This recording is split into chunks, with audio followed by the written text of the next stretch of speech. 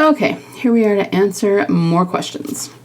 It seems Beth showing up in The Ones Who Live would be good timing to maximize chatter in months between now and Daryl Dixon. SR article suggested episode 5 hinted Gabe could return in the finale, also threw out the thought of him having a sacrificial death. How amazing would it be if the closing of one serious character's arc initiated the entrance of another serious character's arc? Like Gabe was the placeholder for Beth, it just seems fitting. Yeah, definitely, and we've talked about that before. So having seen the finale of The Ones Who Live, obviously he doesn't show up in it, but that doesn't mean that he won't in Daryl Dixon or something. It does seem like he's a placeholder for Beth. I agree with that, and it's really interesting, actually, that it was Emily and Seth at the French con. Because, again, it would seem odd for Seth to... I said it would be odd for Emily to travel all the way to France just to attend a con, right? The same would be true of Seth, but it almost makes a little more sense for him since we actually did see him in The Ones Who Live. And because that was on so recently, fans might actually be a little bit more excited to see him at that con because they saw him recently in the show. But that's definitely not true of Emily, so it makes it even weirder that she was there. But it also seems like an awfully big coincidence that the two of them, who are the serious characters, were there together. And then, of course, all of the super suspicious things that they said about Beth. So, yeah, even though this didn't actually happen in the finale, I still think it's definitely a possibility. So, for sure. All right, so next one. Just wanted to share a pic I took yesterday, March 27th, and a screenshot from my Moon Phases app. Yesterday I was looking at the moon and realized how close and yet so far it is, while also lighting the sky in the dark of the night, kind of like Beth. Anyway, I checked the app, and as most people know, April 8th there's going to be a solar eclipse. Sadly, I work, and I don't think I'll be able to see it, but anyway, the app says it will be a new moon. We know the solar eclipse is also symbolic in the show, and did a quick research because, yeah, the new moon is commonly known as a time to initiate beginnings.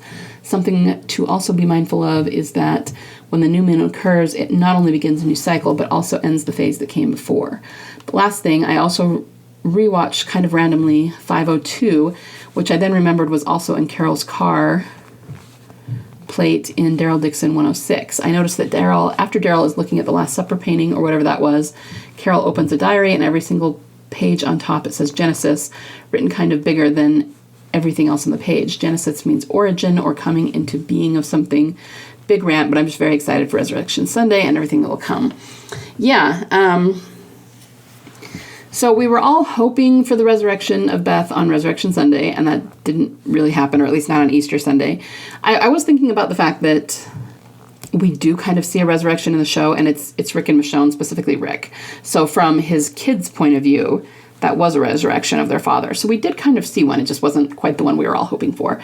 But yeah, I mean, the eclipse is really interesting, and I like that, all of the research you did, that it shows that it's the beginning of a new phase, and yeah, it definitely could be symbolic of that because we saw the eclipse with Leah, but it's also common to see moons around Beth. We saw them in still, but it was partially hidden, and we've seen them other places. So I do think it's a major symbol, especially because the moon has cycles, and it has times when you can't see it and times when you can, and that just seems like a really fitting symbol for Beth. Now, the diary Carol opens, I think Father Gabriel was copying the Bible into a journal, and it might have been because he didn't really have much else to do. But that's interesting. I'd never thought about the fact that it says Genesis, and if this was the genesis of Beth's story and then she's going to return, that actually makes sense. Why would they have Genesis versus Exodus or maybe one of the Gospels or something? I mean, that probably is very, very intentional that they have Genesis in there. So yeah, thanks for pointing that out. That's super interesting. And thanks for doing that research on the moon. So apparently right after The Ones Who Live season finale, there will be obviously commercials, and one of those will be a first look into Daryl Dixon season 2. I read it in an article from Variety. Finale on Resurrection Sunday and a first look at Daryl Dixon season 2 kind of sounds suspicious. And they even announced a convention or something in France with Emily and Seth, Father Gabriel, who apparently just starred in the 5th episode. There's definitely something interesting coming. Yeah. So obviously some of these came into my inbox before the season finale, and I hadn't gotten around to answering them yet. But even though we didn't see Beth in the finale, yeah, there's definitely some interesting stuff going on. By now, most of you will have seen the videos from the French con. and the really, really suspicious stuff they were talking about, the fact that Emily's there at all, that she seems to be in France, and I can't imagine her going there unless she's filming something, all of that. And Seth is at the con with her, and so yeah, definitely, I don't have a whole lot to add here, but I still have not, as I'm recording all of these on Sunday morning, so I still have not seen the first look into Daryl Dixon season 2, but I'm excited to see it tonight, so we'll see what that brings us. Emily posted this, suspicious maybe, 3 days before the finale of The Ones Who Live, emphasis on 3 because of the car and still. Yeah, she's had some really interesting posts. I mean, they do show that she's in France. This one in particular, I have to say, her jacket looks like Negan's, his kind of signature leather jacket that he always wears. And I'm not saying we should necessarily read into that. That's just kind of what struck me, is that it looks a lot like his. But the other thing is that when she posted this, I thought it was interesting that she was posting about conspiracy theories. I don't know if that's maybe a hint that she's looking at TD theories, or if she's just in general kind of suggesting that there might be some sort of conspiracy going on, but it's just kind of an odd thing to post in an Instagram caption. So I definitely think that she's dropping hints about things, right? I was thinking that when Beth comes back, Father Gabriel will be the most surprised, since there was that weird conversation with him saying something like leaving their own or sacrificing. I don't remember exactly. And also Father Gabriel is pretty much the only one that has faith and believe in God, just like Beth. Yeah, I've wondered about that. I mean, as we talked about, they could kill him off before she comes back. Maybe she'll never actually come face to face with him. We'll just have to wait and see. But he is one, like Eugene, that never really knew her. I mean, he saw her, and he did talk to Maggie about her and them, but he didn't actually know her. So, I don't know, I'm just kind of wondering how they'll handle that, and if she and Gabriel will ever come face to face. Because he's a serious character, and she's a serious character, it almost seems like maybe they wouldn't. Almost like if the two serious characters came face to face, the universe would implode or something. But I don't know. We'll just have to wait and see. It'll be interesting. So yeah, for sure.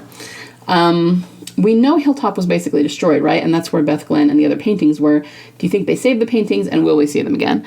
I honestly don't know. It doesn't seem to me like they saved the paintings, because it burnt down, and paintings would have burned down with it. So I don't think so. But on the other hand, I mean, maybe at some point they'll surprise us and be like, oh, actually, they were saved from the flames. I have no idea. But they haven't shown them to us again, which makes me think maybe not. But until they actually officially say one way or the other, I mean, really either thing is possible, because much like with characters dying, if you don't see a really definitive end, if we don't see the paintings actually burning, then maybe they are still around. We honestly don't know. I just listened to your latest ask about the meaning of the color gray. I got something else. It symbolizes safety, reliability, modesty, intelligence, dignity, maturity, strength, convenience, comfort, age, and boredom. I think the most interesting ones are intelligence, modesty, safety, maturity, strength, age, and maybe comfort. This would also explain why the age gap really isn't a reason to hate on Beth and Bethyl, and that she is strong and mature enough to be a complex character with a significant relationship. Definitely. I 100% agree with that. So yeah, the colors, they can mean so many different things, and that's why it's hard to zero in on exactly why Gimple is using them in any particular scene. But yeah, totally agree. Thanks for sharing that. All right. So I've seen this article, and apparently they're saying that camouflaging using zombie guts doesn't make sense, since you would get infected anyway. But for me, this doesn't make sense at all. I study anatomy and physiology, and it would be very unlikely for a virus to infect you just by touching the infected blood, unless you have a cut and that infected blood spreads into your bloodstream, attacking your immune system. And if the blood gets into your mucous membranes, that would be eyes, mouth, and nose. Although nose would be less likely, since it would need to get deep enough. But if none of those options apply, then it's just a very stupid statement to say you'd get infected just by coming into contact with it. Also, we know that this is an airborne virus, so everyone is infected. The virus just stays dormant until the brain dies. We've also seen in season 7 the people at the kingdom feed pigs zombie meat and then give those pigs to the saviors. And season 5, when the cannibals eat Bob's leg when he was previously bitten, but they never got into what would happen when you eat infected meat. I think they got something similar in season 9, I think, when people got sick because the water wasn't filtered or purified, and zombies or zombie blood was contaminating the water. I don't remember if those people died or turned, or if they only got sick. Okay, that was a long essay. Yeah, Yeah, I mean, I don't know that I have a whole lot to say about this. I agree that it would need to get into the bloodstream to make them really sick, because that's true of any bloodborne disease. I mean, even if you think about something like AIDS, back in the 80s, people used to say you could get it from sitting on a toilet seat, and now we know that's just utter nonsense. It has to actually get into your bloodstream, and if it does, then yeah, 100% you get infected. But I think that this would be the same way, so I agree. I think articles like this sometimes, I mean, they're just clickbait, it's like dun, dun, dun. And so they publish these articles so people will read them, and that's fine. But yeah, I don't think it's terribly realistic all the time. But you do make a good point about the idea of people eating infected meat, because, I mean, didn't Bob even say that? Didn't he yell tainted meat at them? But would something have happened to them? They all died after that because they, decided to be really intelligent and take on Rick's group, and they all got killed for it. So the question is, would they have gotten sick if they hadn't died in the church? I don't know. And I think that there is a theme going on there. There's something that they're trying to say, especially given that we saw the pigs in season 7 with the kingdom, and like you said, all of these things. But nothing's really ever come of them. So does that mean that eating tainted meat doesn't hurt you? Or maybe that it does, but we just haven't seen the consequences bear out because people haven't really lived long enough. It could be either one, and maybe this will be part of the story moving forward. I don't know.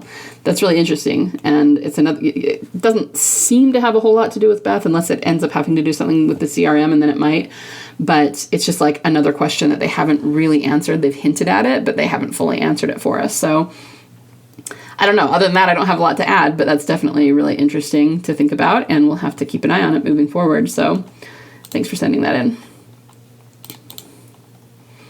All right, so Emily is being suspicious. The note, very, very, very weird, totally not Daryl coded. And then right after that, a video in Paris, Eiffel Tower. AMC posted that, but I have no idea what missing 5 pizzas is supposed to mean. The caption is cut, but they also put this emoji. So, yeah, the poem, let's talk about these one at a time. I mean, let's talk about the picture of the Eiffel Tower, which does put her in Paris, which I think that was almost her way of announcing she was in Paris to people who didn't know it yet. And, of course, we know that now because she was at the con. But the thing is, Norman loves to post pictures of the Eiffel Tower, and this almost feels like a parallel to that, like almost like she's doing it on purpose. And, like, as a hint that maybe she's filming the same thing Norman is filming or something like that. At least that's my story, and I'm sticking with it. Her poem, she missed the boat, swim or catch it, wave goodbye. I mean, that feels like a nod to the first season of Daryl Dixon when he washes up on the boat. So for sure, and that's super suspicious. As for the pizzas, that was a line that Rick said. You said AMC posted this, yeah. So I don't know that we could necessarily point to this in a really logical way as being Beth related, although because of the 5, I really, really want to. But in the earliest episodes when we had Rick dreaming about Michonne and she was wearing like everyday clothes and it wasn't the apocalypse, he was dreaming about meeting her at the CRM and like as though they were strangers and meeting for the first time. They had a line where she said he could bring pizza and he said he would bring 5 pizzas in a ring. And even back then that was a little bit suspicious to us because we were going, okay, why 5 pizzas? You could just bring pizza and it would still be romantic. It would still be like a nod to your first date or whatever, but why 5 pizzas in a ring? And so this is just them saying, hey, now all we're missing is the 5 pizzas, because he did actually give her a ring, but what does the 5 pizzas represent? And the fact that it's 5 and Beth was in, everything happened in season 5, you know what I mean? Like we're really wanting to read into that, but I'm not sure exactly what they're going for there. So that's what the 5 pizzas is about. But I totally agree that this is super suspicious all the way around. They're dropping all kinds of hints that it's like, okay, but if Beth's really dead, why are you doing that? There's no reason for it unless you're trying to hint at something or foreshadow something or tell us something. So yeah, I hope that helps. But I'm with you definitely with the suspicious posts lately. Definitely. So we'll do this last one, which is pretty much the same thing. Did you see Emily's IG story? She's in France.